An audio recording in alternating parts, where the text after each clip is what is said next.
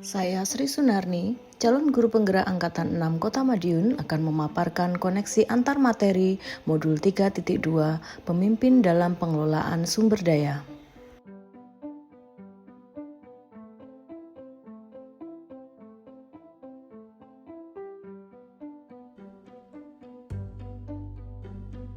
Kesimpulan tentang apa yang dimaksud dengan pemimpin pembelajaran dalam pengelolaan sumber daya dan bagaimana saya bisa mengimplementasikannya di dalam kelas, sekolah, dan masyarakat sekitar sekolah. Sekolah merupakan ekosistem pendidikan, karena sekolah adalah sebuah bentuk interaksi antara faktor biotik dan abiotik. Faktor biotik antara lain murid, kepala sekolah, guru, staf, pengawas, orang tua siswa, masyarakat sekitar, dan dinas terkait. Adapun faktor abiotik antara lain keuangan, sarana dan prasarana, serta lingkungan sekolah. Dua pendekatan yang digunakan dalam mengelola sumber daya yaitu pendekatan berbasis kekurangan atau masalah dan pendekatan berbasis kekuatan atau aset. Pendekatan berbasis kekurangan atau masalah memusatkan perhatian pada apa yang mengganggu, apa yang kurang, dan apa yang berfungsi kurang baik. Sementara pendekatan berbasis kekuatan atau aset memusatkan perhatian pada apa yang berjalan dengan baik, yang menjadi inspirasi, yang menjadi kekuatan atau potensi yang positif.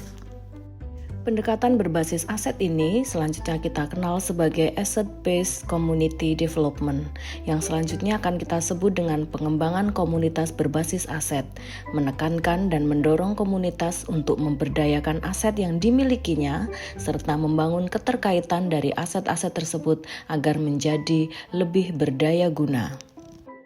Ada 7 modal atau aset yang dimiliki oleh sekolah, yaitu modal manusia, modal sosial, modal fisik, modal lingkungan atau alam, modal finansial, modal politik, dan modal agama atau budaya. Pemimpin pembelajaran dalam pengelolaan sumber daya merupakan pemanfaatan pada aset-aset sekolah yang dimiliki dan dikelola dengan baik oleh seorang pemimpin pembelajaran sebagai sebuah kekuatan atau potensi sekolah sesuai kodrat alam dan kodrat zaman. Di kelas, saya memanfaatkan aset misalnya rekan sejawat, murid, paguyuban, lingkungan kelas atau sekolah untuk saya gunakan dalam pembelajaran atau mendukung program-program sekolah yang sudah ada, misalnya kegiatan outdoor learning. Berikutnya, saya akan menjelaskan dan memberikan contoh bagaimana hubungan pengelolaan sumber daya yang tepat akan membantu proses pembelajaran murid menjadi lebih berkualitas. Modal manusia berupa guru yang mandiri, reflektif, kolaboratif, dan berpihak pada anak dapat mendorong tumbuh kembang murid mencapai versi terbaik mereka. Modal fisik yaitu sarana dan prasarana yang memadai akan menunjang pembelajaran murid sehingga lebih efektif sesuai kodrat alam dan kodrat zamannya.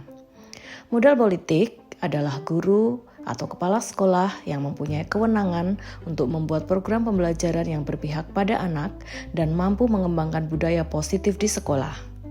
Modal finansial, misalnya melalui dana BOS, dapat membantu operasional sekolah untuk mewujudkan pembelajaran yang mampu mengakomodasi kebutuhan siswa.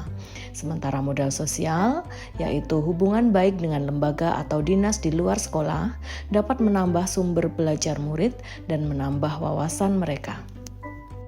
Modal lingkungan atau alam, yaitu lingkungan sekolah yang nyaman dan aman dapat membantu belajar siswa dan dapat menjadi sumber belajar yang sangat dekat bagi siswa.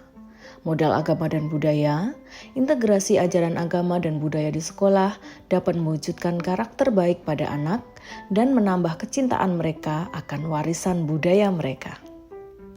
Selanjutnya saya akan memberikan beberapa contoh bagaimana materi ini juga berhubungan dengan modul lainnya yang saya dapatkan sebelumnya selama mengikuti pendidikan guru penggerak.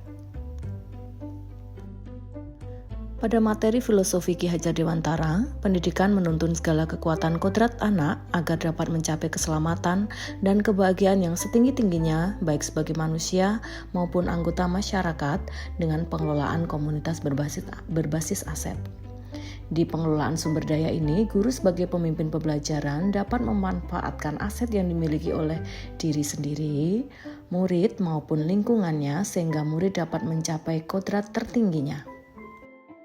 Nilai-nilai yang dimiliki oleh guru penggerak yaitu berpihak pada murid, mandiri, kolaboratif, inovatif, dan reflektif, menjadi nilai positif yang digunakan untuk mengelola sumber daya agar tepat sasaran sehingga bisa meningkatkan kualitas pembelajaran murid untuk mewujudkan pemimpin pembelajaran, mewujudkan kepemimpinan murid. Seorang guru penggerak merancang visi yang berpihak pada murid serta merancang prakarsa perubahan dengan pendekatan inquiry apresiatif Bagja. Di pengelolaan sumber daya, guru mewujudkan visi melalui prakarsa perubahan dengan menggunakan semua aset yang ada sehingga dapat mewujudkan masa depan sekolah impian. Budaya positif di kelas maupun di sekolah perlu diciptakan agar dapat mendukung pembentukan karakter murid yang diharapkan.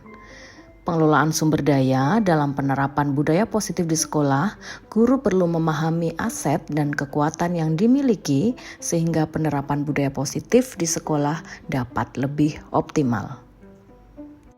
Di kelas, guru menyelenggarakan pembelajaran berdiferensiasi agar guru dapat memberikan pembelajaran sesuai dengan kebutuhan murid. Kaitan dengan pengelolaan sumber daya adalah pengelolaan komunitas sekolah dilaksanakan dengan mengarahkan semua aset yang dimiliki sesuai kebutuhan belajar siswa. Nah, di sini kompetensi sosial emosional yang dimiliki guru dan murid akan menjadi pendukung dalam setiap kegiatan sekolah yang dilaksanakan. Pendekatan coaching diperlukan untuk meningkatkan kinerja dan kesadaran diri guru maupun siswa untuk mencapai tujuan sekolah sehingga mampu mengatasi tantangan-tantangan yang muncul. Pengelolaan sumber daya, pendekatan coaching diperlukan untuk mengenali potensi diri sehingga dapat ditemukan solusi dari setiap masalah atau tantangan yang sedang dihadapi. Dalam pengambilan keputusan di sekolah, diharapkan guru dapat menerapkan 4 paradigma, 3 prinsip, dan 9 tahapan pengambilan keputusan. Pengambilan keputusan yang tepat dan bertanggung jawab dalam mengelola sumber daya diperlukan seorang guru sehingga dapat terwujud sekolah impian. Adapun hubungan antara sebelum dan sesudah saya mengikuti modul ini serta pemikiran apa yang sudah berubah dari diri saya setelah saya mengikuti proses pembelajaran dalam modul ini adalah: sebelum mempelajari modul 3.2, saya lebih sering berpikir berbasis masalah atau kekurangan sehingga dalam melaksanakan segala sesuatu kurang maksimal dan lebih sering merasa lelah. Namun setelah belajar modul 3.2 ini, saya berusaha untuk melihat diri saya dan lingkungan saya dari kekuatan atau aset yang dimiliki sehingga saya bisa memanfaatkannya untuk mencapai tujuan hidup, utamanya untuk mendukung tugas saya di sekolah.